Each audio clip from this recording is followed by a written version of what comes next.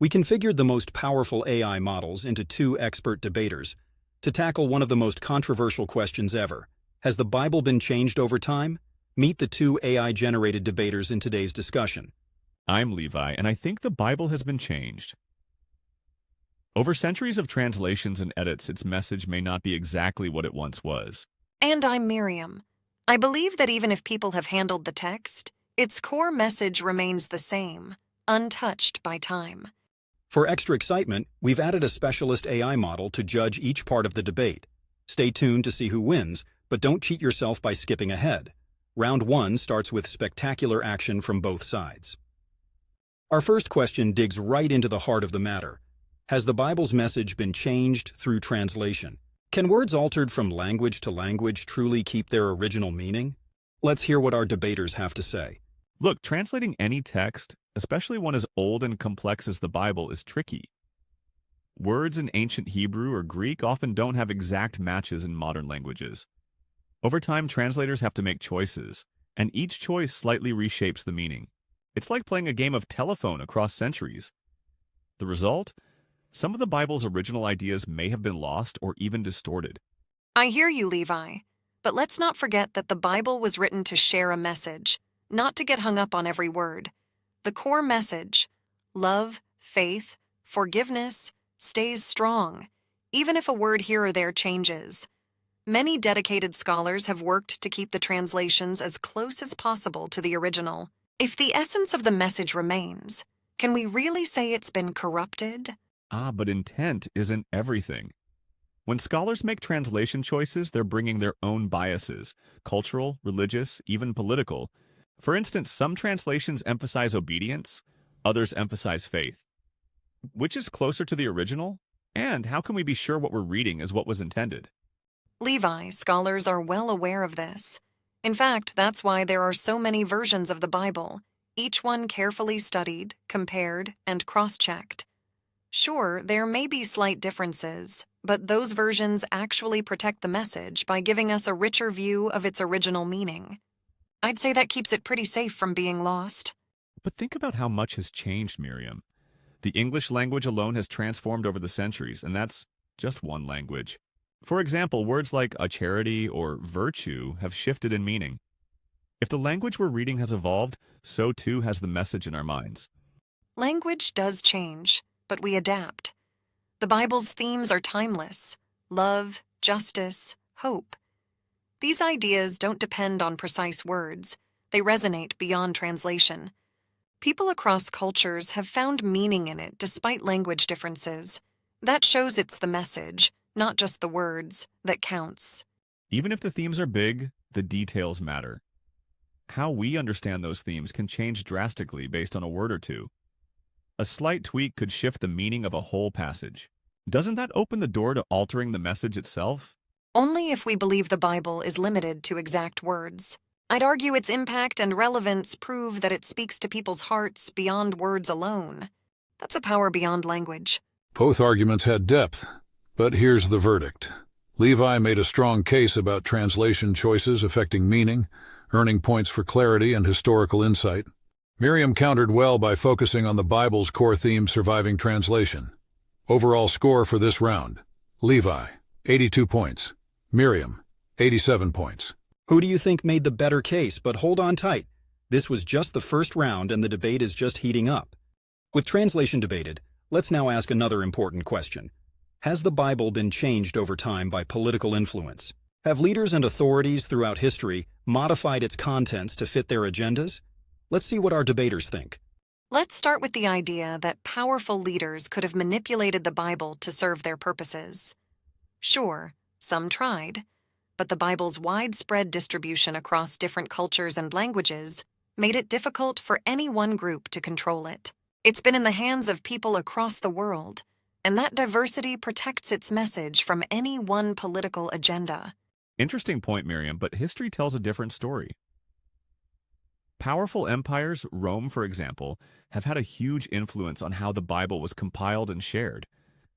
Constantine, for instance, chose to promote certain texts and not others to unite his empire under one religious authority.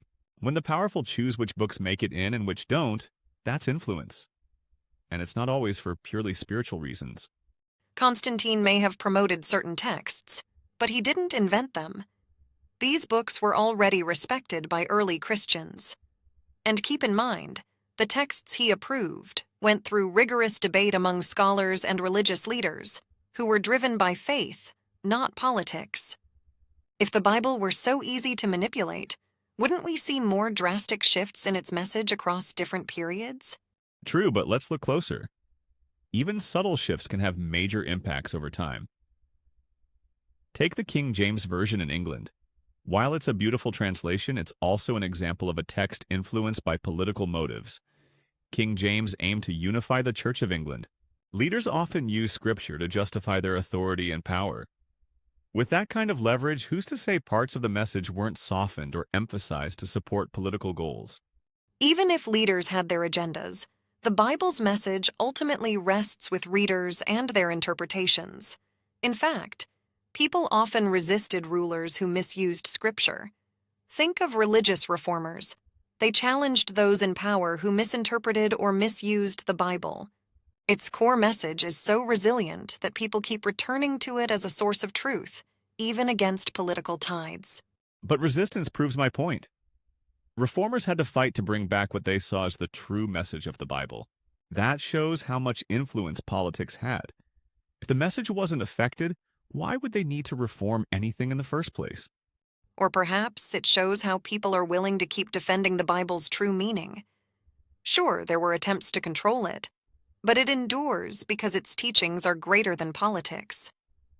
Those core ideas, compassion, justice, forgiveness, have inspired movements against oppression and injustice across centuries.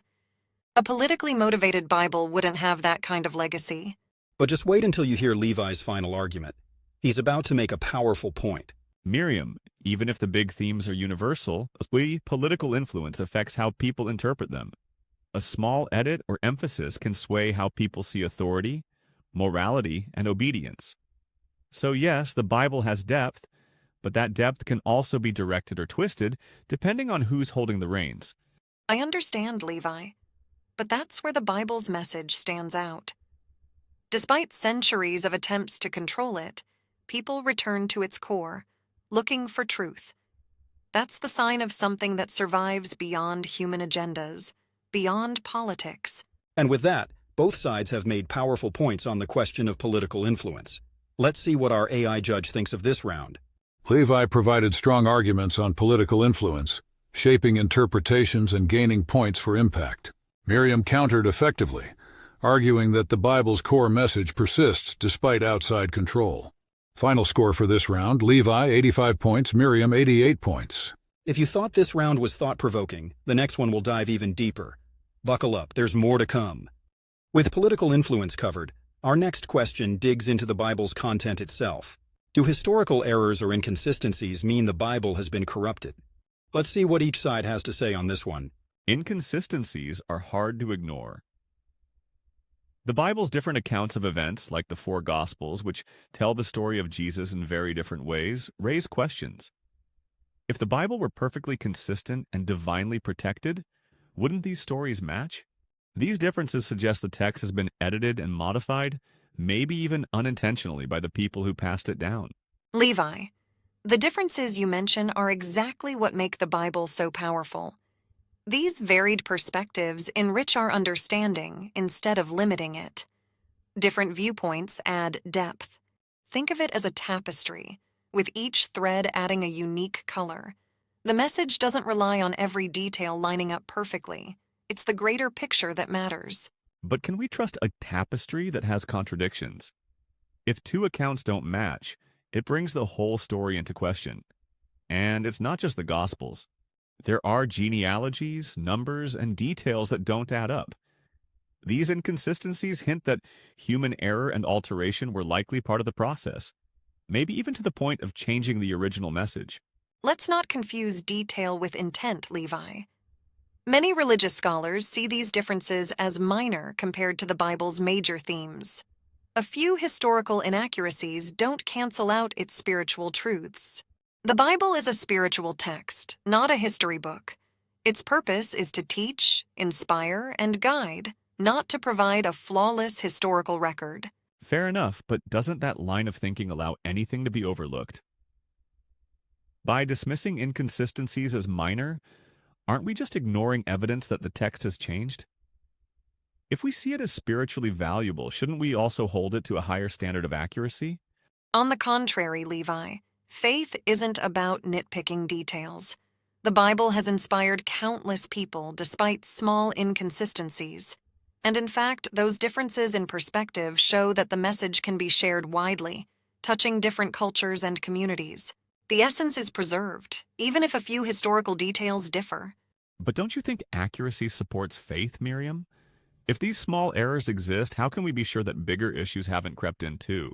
Once we accept small inconsistencies, we open the door to questioning larger parts of the text, and that leads us back to doubting the original message. Or we could see it differently. These small inconsistencies show the human element of recording a divine message. The Bible's lasting impact shows that it's not dependent on every fact being perfect, but on its central teachings reaching people across centuries. That endurance proves its strength, not its flaws. And just when it seemed Levi had a strong argument, Miriam brings the discussion back to the Bible's lasting impact. Let's check in with the AI judge for the scores on this round. Levi raised good points about inconsistencies, giving weight to historical criticism.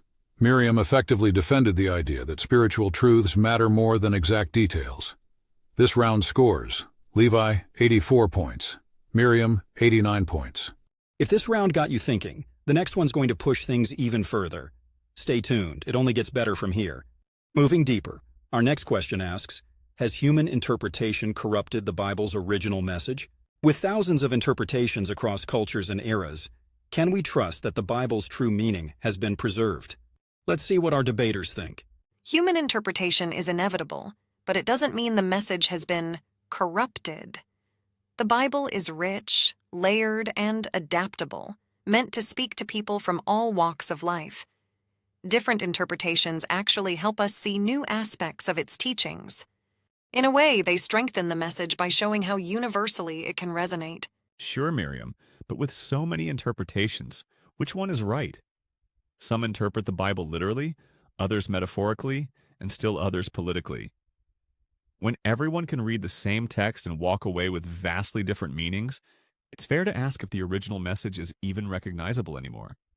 But maybe that flexibility is part of the Bible's design. A message that transcends cultures will naturally inspire diverse interpretations. It's not necessarily corruption. Think of it more like adaptation. The core values of love, justice, and forgiveness come through, even if the way they're understood varies. I get that, but adaptability can also lead to misuse.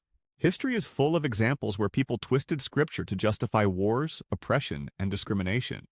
If the Bible's message can be reinterpreted to mean almost anything, doesn't that suggest something has been lost or altered?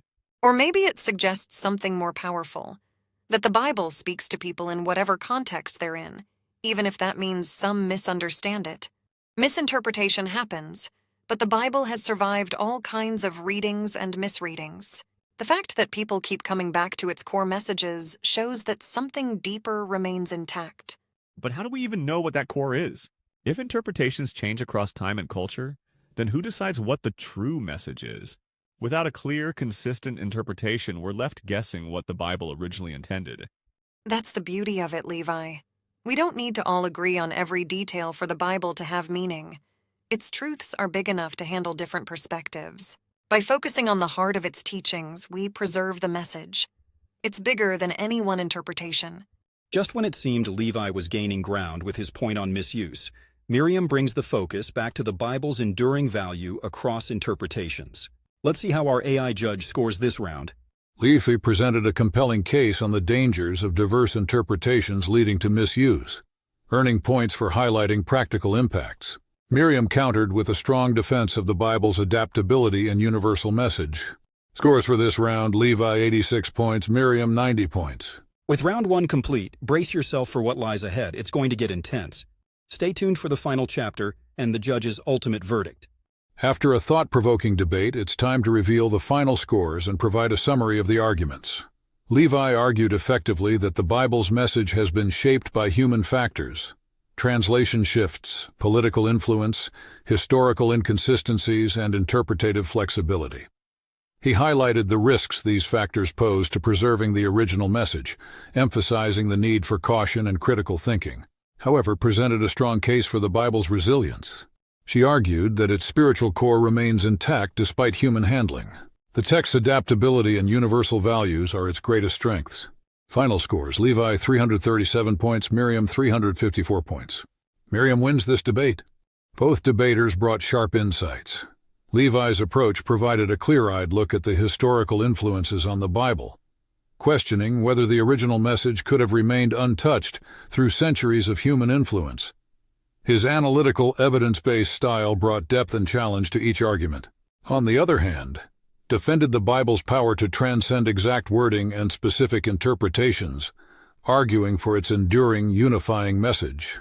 Her approach highlighted the Bible's adaptability and universal appeal, suggesting that its true value lies in its ability to inspire faith across generations. Well, Miriam, you've made a solid case for a text that's admittedly withstood quite a bit of human tampering. I'll admit, maybe there's something unique about a message that can inspire people despite all the inconsistencies I pointed out. Thank you, Levi. And you made me think deeply about how complex this question is. Maybe the Bible's strength is that it can handle both faith and scrutiny, even from skeptics like you. That says a lot about its staying power. This debate has sparked intense arguments and thought-provoking points from both sides. Who do you think made the stronger case? Let us know what you think.